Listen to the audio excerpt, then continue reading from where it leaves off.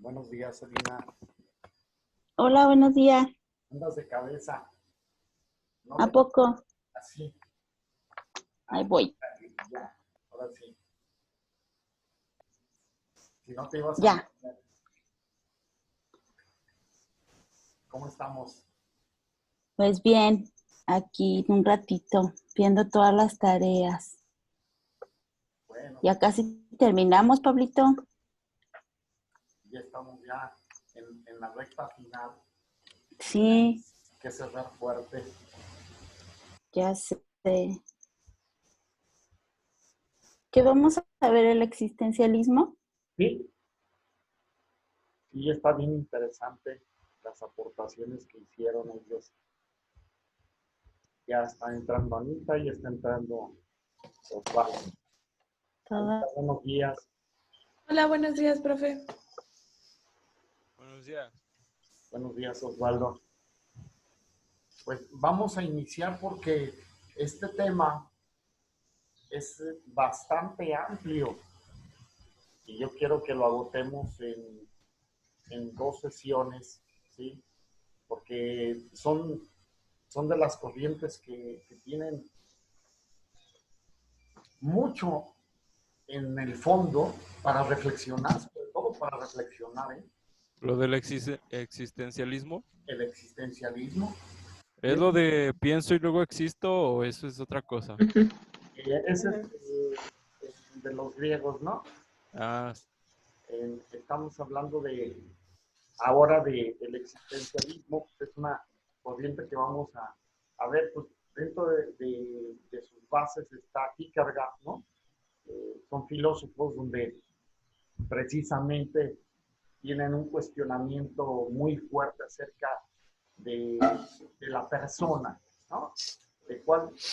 Quién es la persona y hacia dónde se dirige. Porque definitivamente nos hemos despersonalizado, esa es la parte de la reflexión. Hemos estado en un mundo tan, como dice, globalizado en ese sentido, que la globalización también nos lleva a la masificación. Y entonces perdemos mucho el sentido de vida y el sentido propio. Cada vez más nos vamos impregnando de costumbres, de ideas que no son nuestras y que las vamos adoptando y que de pronto cuando nos preguntan quién eres tú, entramos en un mundo así un tanto nube, con nubes, ¿no? Un tanto con velos que nos van cubriendo como las cebollas, ¿sí? Las cebollas son capas, ¿no? como Shrek. Yo también pensé lo mismo. Yo ¿Qué también. pensaste, Ana? ¿Eh? ¿Qué pensaste? Igual que Osvaldo como Shrek, Ah, ok. Hay, como el Cherk. hay un escrito pequeñito que se llama Corazón de Cebolla. Y entonces explica cómo en un Agrio. momento dado la persona se va cubriendo de capas, capas, capas, que pierde su esencia. Y al perder su esencia, pues entonces pierde su identidad personal. Cuando tú les preguntas a las personas, oye, descríbeme características tuyas positivas y características tuyas negativas, ¿cuáles son las que creen que es más fácil que descubran? Las Las negativas. negativas. Las negativas. Nos han inclinado mucho como que a observar esas partes, ¿no? Las partes negativas. Y entonces nosotros nos vamos apropiando y nos formamos unas etiquetas del tamaño del mundo. Y entonces llegamos a un momento a expresar, así soy yo, acéptame como soy. Y esto pues, nos lleva a un estancamiento. Entonces vamos a ver, dentro de los objetivos es identificar ciertamente los antecedentes de esta corriente existencialista y conocer el origen y desarrollo de la misma. ¿Cuáles son los antecedentes históricos del análisis existencial y logoterapia? Vamos a ver, fíjate bien esta palabra, ¿eh? Logoterapia. Logo de la palabra, de lo que se dice, de lo que nos decimos, de lo que nos arropa, el medio ambiente, qué es lo que dice, qué es lo que señala, y eso es lo que es muy importante. Y dentro de lo que se lleva a la persona, entonces, a formarse un discurso que le ayude a desarrollarse y a encontrarle sentido a su vida. Lo vamos a ver. ¿Cuáles son las raíces filosóficas y psicológicas? Antecedentes. Vamos a ver sobre la existencia. Aquí vamos a ver la logoterapia. Es una psicoterapia que propone que la voluntad de sentido es la motivación primaria del ser humano, una dimensión psicológica inexplorada. Esta es la logoterapia. Luego lo vamos a ver adelante con Víctor Frank, que la desarrolla de una manera tremenda, ¿eh? Pero fíjate bien, es aquí. Tu voluntad.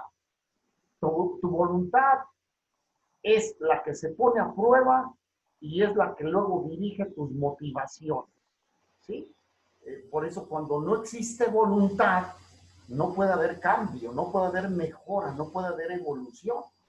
Por más que tú le insistas a una persona, pues no. Se trata de ir hacia la toma de conciencia de su estado personal y que en su voluntad desee esos cambios, desee ir hacia sus proyectos de vida, sus metas de vida, a darle sentido a su vida. Es por eso me gusta mucho esta reflexión que hacen en la logoterapia, ¿no? Con la terapia existencial. Bueno, ¿cuáles son las raíces filosóficas y psicológicas?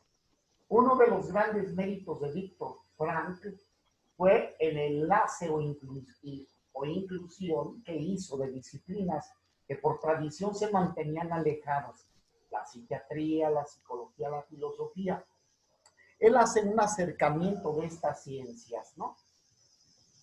El joven Frank se reunía con los propios representantes del pensamiento existencialista, Martin Heidegger y Karl Jaspers, para discutir esos temas. Entonces él comienza, Víctor Frank, a hacer un acercamiento con estos pensadores del existencialismo para conocer a fondo cuáles eran sus raíces filosóficas.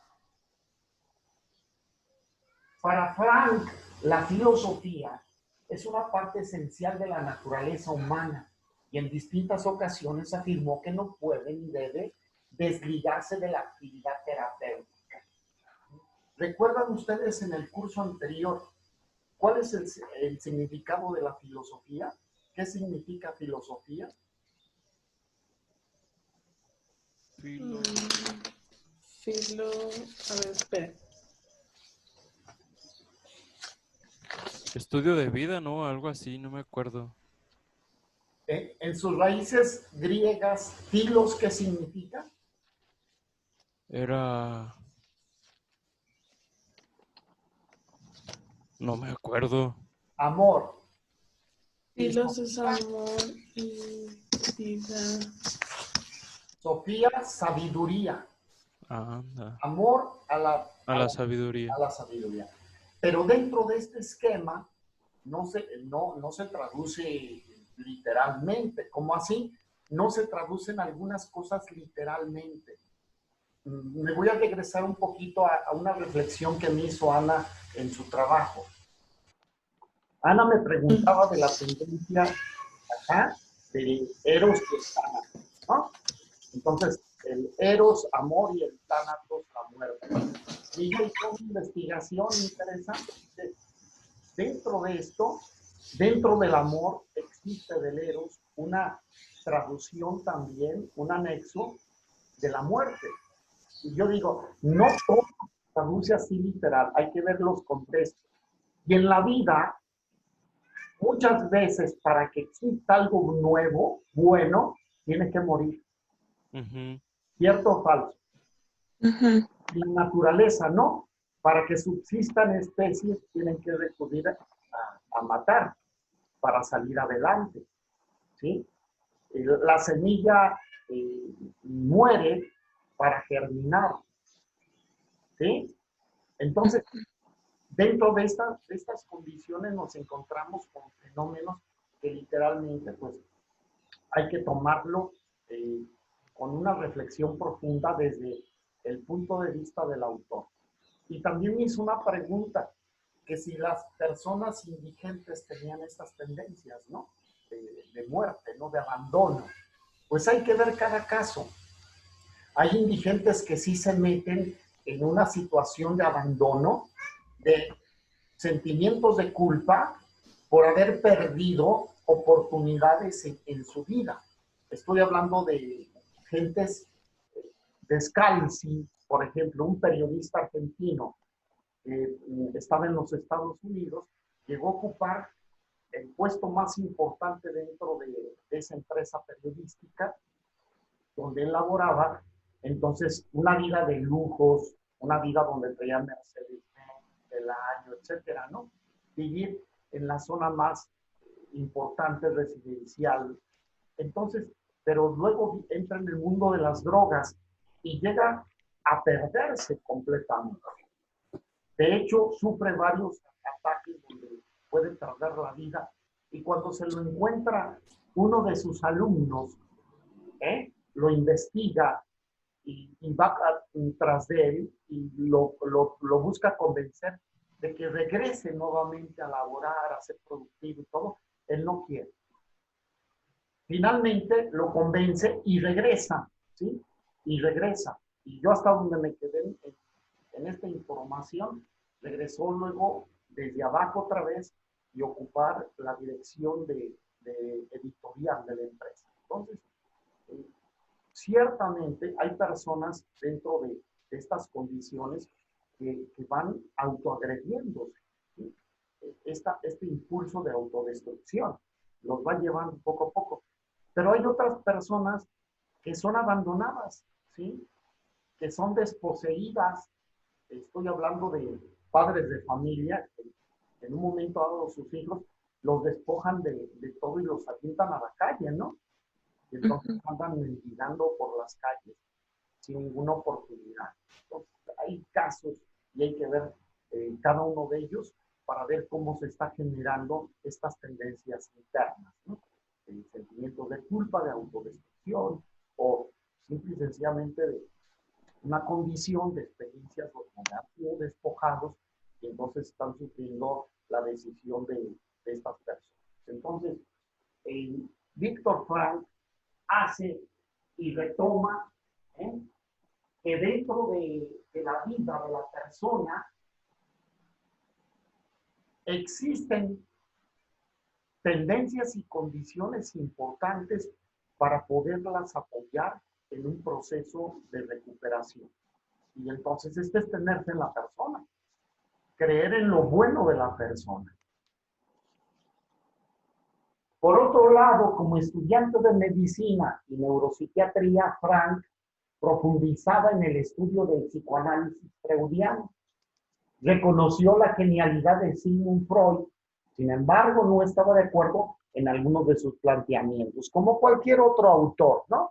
Como cualquier otra persona estudioso de una corriente, puede estar de acuerdo en unas partes y en otras no. Y yo creo que esto es para todos, ¿eh? Para todos. Yo no he conocido puristas en ese sentido. Todos han tomado alguna parte de la experiencia y del conocimiento de otros para poder luego ellos generar y crear sus propias teorías. ¿Ah? Entonces, no han descubierto hilos negros. Toman el hilo negro para después ver qué más le aportan. Y ustedes, pues, cuando hagan su doctorado, van a aplicar también este principio. Les van a pedir que ustedes desarrollen una teoría, su propia visión de la psicología, ¿Cuáles son sus aportes? ¿Cuál es la visión de ustedes ya en su investigación personal, en su vida y práctica profesional? Para Víctor Frank, la concepción de que Freud tenía, de la concepción que Freud tenía del hombre, era tal que deformaba al ser humano a una caricatura. Entonces dice Víctor Frank, pues la visión antropológica de Freud lleva a tener una limitación de la esencia profunda de la persona misma. Ubico para Víctor Frank. Entonces, dice, hay que ir más allá. La visión antropológica es muy importante. ¿Desde qué punto de vista? Y hago esta pregunta. Quiero ver quién me la contesta. ¿Desde qué punto de vista es tomada, por ejemplo, la persona por parte del liberalismo, del neoliberalismo? ¿Cómo? ¿Desde qué punto de vista toma a la persona el neoliberalismo? A nivel económico, tómenlo. Mm, mm, Un país neoliberal quiere ser México, pero tenemos Estados Unidos como un ejemplo de política económica neoliberal. ¿Cómo es tomada la persona?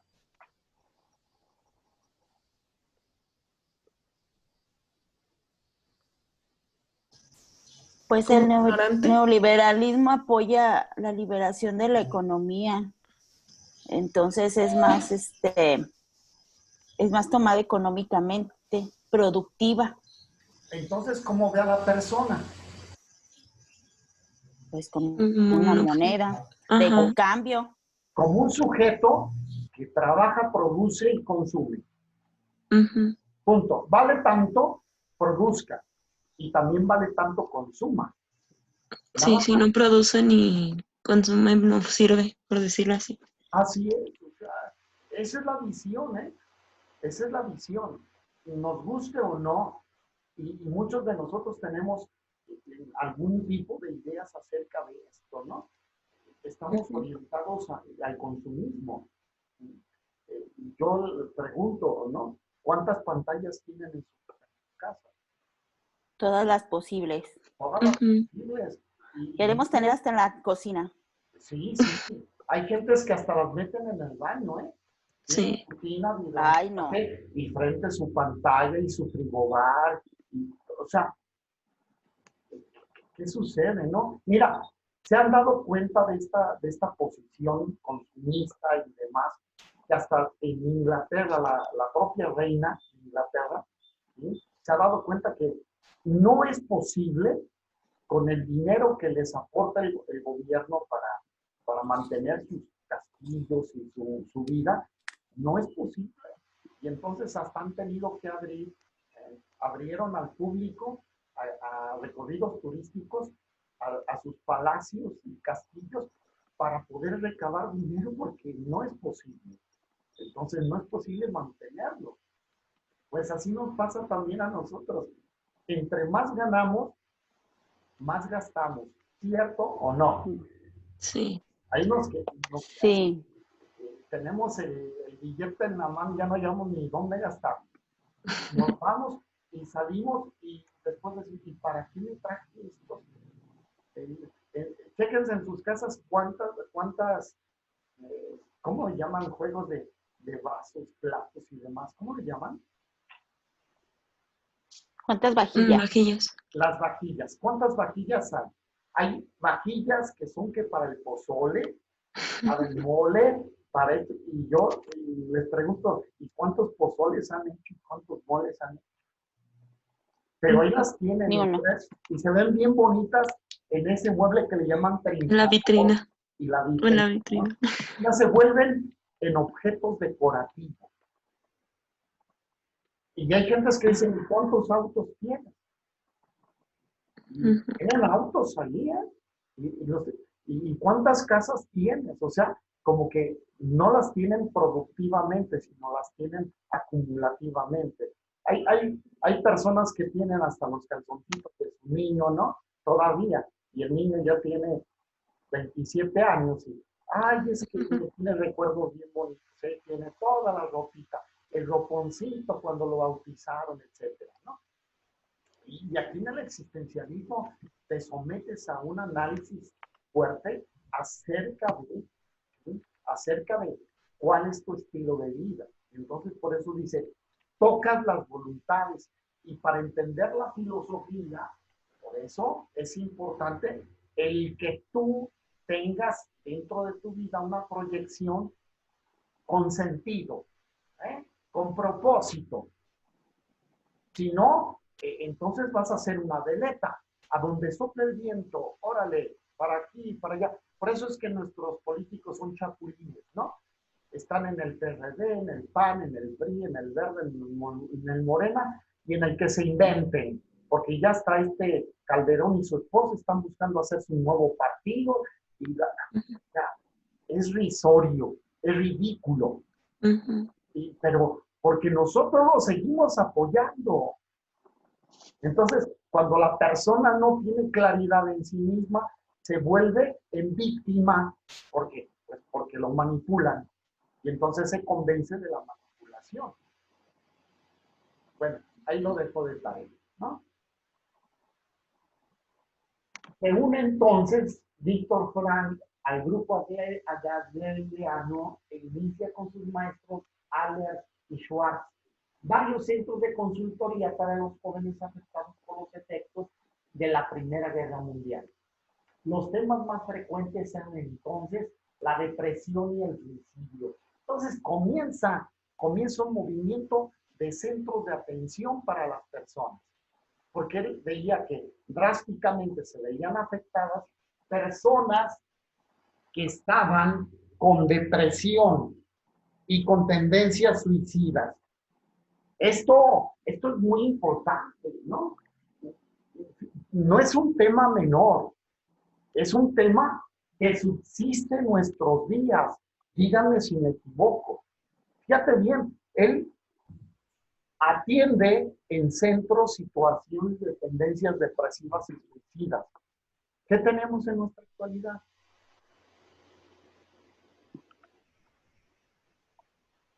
El coronavirus. ¿Será que sí tenemos muchos casos depresivos y muchos casos suicidas? Sí. ¿O no? Sí, Sí, que no bastante. dicen es otra cosa, pero sí hay mucho.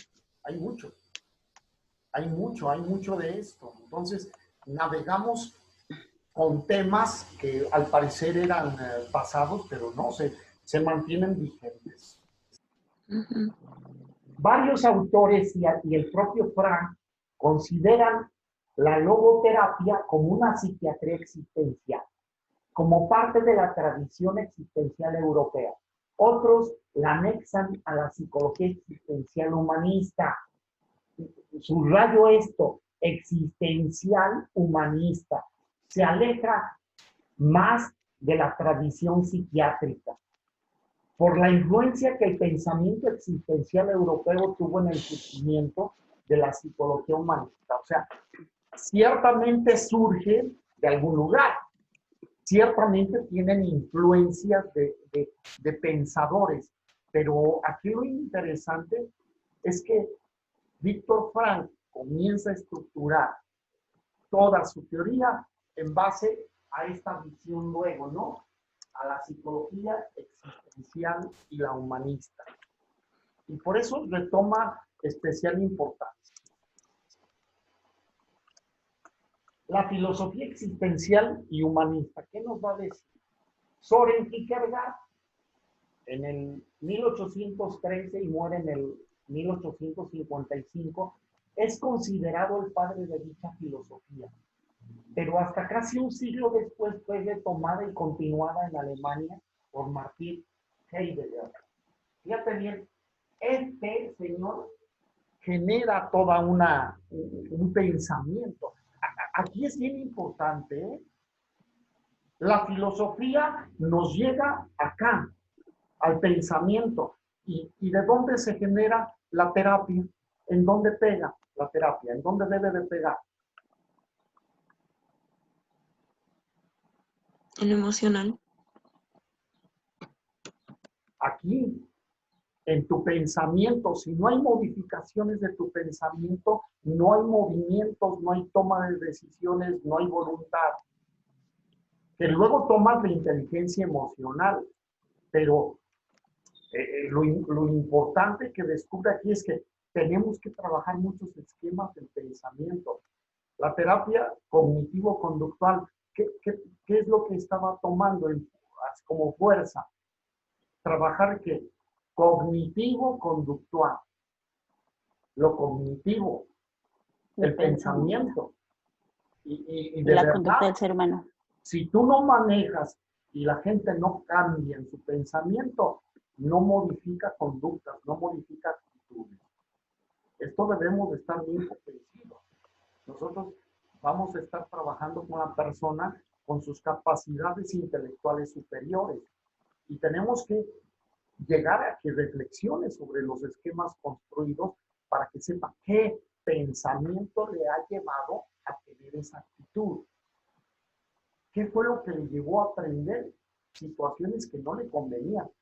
Para que después comience a elaborar procesos, proyectos, planes y un trabajo serio en la asesoría psicoterapéutica para modificar esas conductas que no le convienen.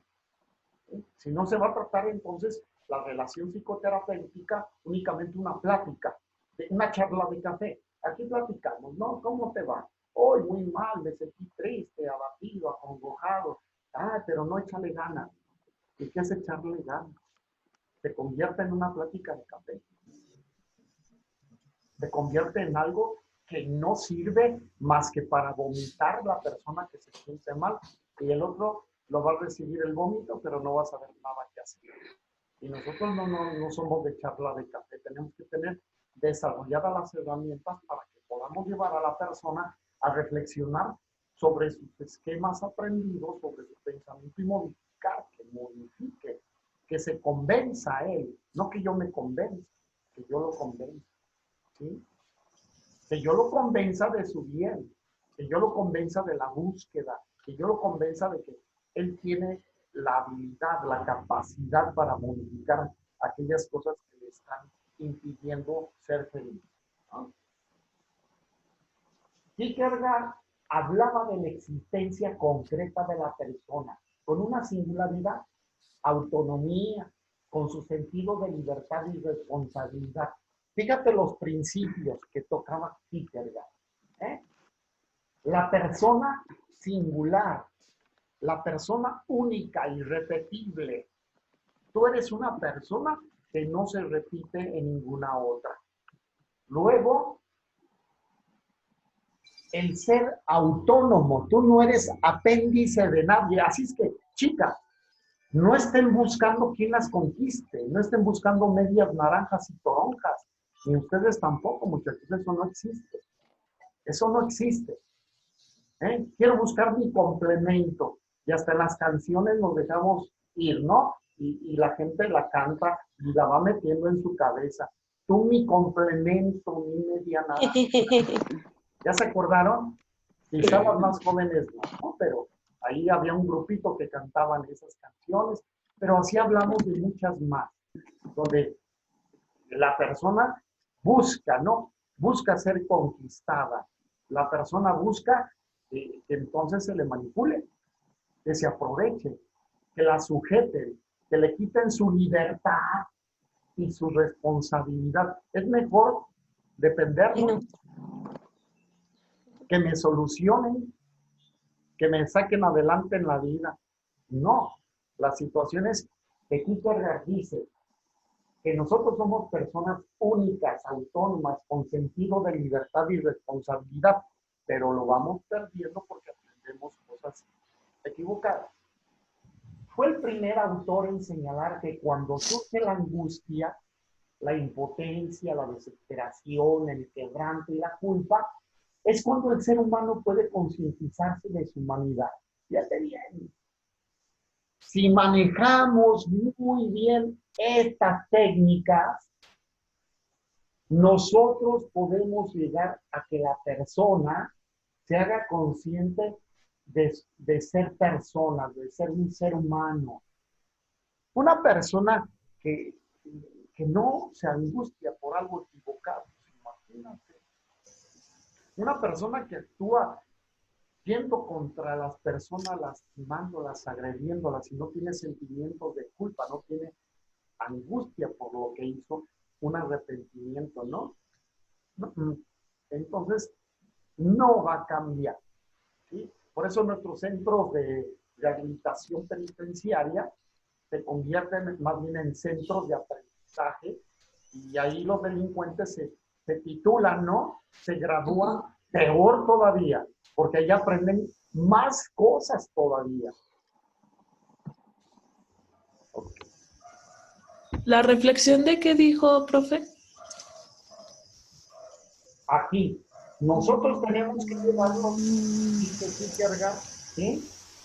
En señalar que estos puntos de la angustia, el sentirse impotente, la desesperación, el quebranto y la culpa, son medios para que la persona se pueda concientizar de su humanidad.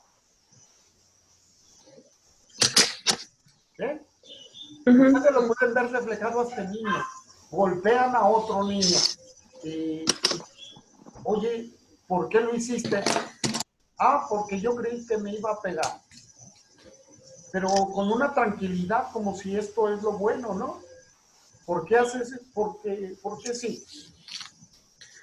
¿Por qué le diste el balazo? Porque me volteó a ver feo. Y ya no existe angustia, no existen sentimientos de culpa. Entonces no se puede hacer que la persona evolucione si no llegamos a esto, ¿no? La reaparición de sus ideas en Alemania y después en Francia reflejaban la situación de inseguridad, inestabilidad y angustia que se vivía en Europa tras la Primera Guerra Mundial. Recuerden que la guerra deja secuelas, deja huellas. Entonces, es por eso que también forma impacto en culturas. Me voy Primera Guerra Mundial, Segunda Guerra Mundial, pero tenemos que tener aprendizaje de eso. Y los europeos, como vivieron eso más de cerca, ¿no? Los orientales, los japoneses, vivieron más de cerca esa situación, es por eso que cambiaron su pensamiento, modificaron su pensamiento, modificaron hábitos y modificaron actitudes. Los grandes perdedores de las guerras se han convertido en las grandes potencias y les han competido a los grandes ganadores. Fíjense quiénes fueron los perdedores, por ejemplo, de la Segunda Guerra Mundial y en dónde están sus economías. Rollo May, un existencialista también dentro de, dice que el movimiento existencialista es tomar como centro a la persona existente, donde el énfasis se pone en el ser humano como surge y deviene. Rollo May, en el movimiento existencialista hay que tomar a la persona en su existencia, en el cómo está y en su devenir, en este devenir, en el movimiento. Entonces, la persona es un ser en movimiento y en el movimiento tiene que ir desarrollando sus capacidades, habilidades, aptitudes, intereses, en planes, en proyectos. Esto es lo interesante. No es estático, no es una concepción estática, es una concepción dinámica. Cuando el ser humano se enfrenta a los supuestos básicos de la existencia, la libertad, el aislamiento, la creencia de sentido vital y la muerte, entra en conflicto y angustia existencial. Sin embargo, no enfrentarse a ello significa vivir dormido. Ustedes nunca se han cuestionado de su vida. Sí. ¿Y yo qué onda? Yo para Diario. No, pero aún así, no han pensado en su muerte. Sí. Sí. Muchas veces. Y a veces esto angustia un poquito, ¿no? Sí. Pero es un proceso natural de la vida. Pero nosotros no tampoco tenemos que decir, ay, pues algún día, si me toca, me toca, ¿no? No, es el poder vivir, ¿eh? El poder vivir, el sentido vivir, no vivir dormido, vivir en automático. La gente muchas veces vive en la apatía, vive en la desilusión, en el quebranto, en el no se puede hacer nada, ¿ya para qué? Así son las cosas, ¿no? Más vale malo por conocido que bueno por conocer. Y entonces, lamentablemente, nos metemos en una zona quizás hasta de confort, ¿eh? Aquí de conformidad. El confort significa conformidad. Así estoy y punto. Entonces, no, dice aquí, nos tiene que llevar a nosotros a vivir plenamente, no a vivir por vivir. Siguiendo la línea de Kierkegaard, Martin Heidegger desarrolla una ontología fundamental. Heidegger fue alumno de Husserl, el creador de la fenomenología. Aquí hay una palabra bien clave, ¿no? Ontología fundamental. Ontología es ontos, ser, logos, tratado, el tratado del ser. ¿Eh? Hay una reflexión profunda acerca del ser, de la esencia, ¿no? Y aquí es hacer una reflexión personal sobre cómo estamos funcionando, sobre cómo estamos convencidos en nuestras esencias. Muchos, su esencia son títulos, ¿no?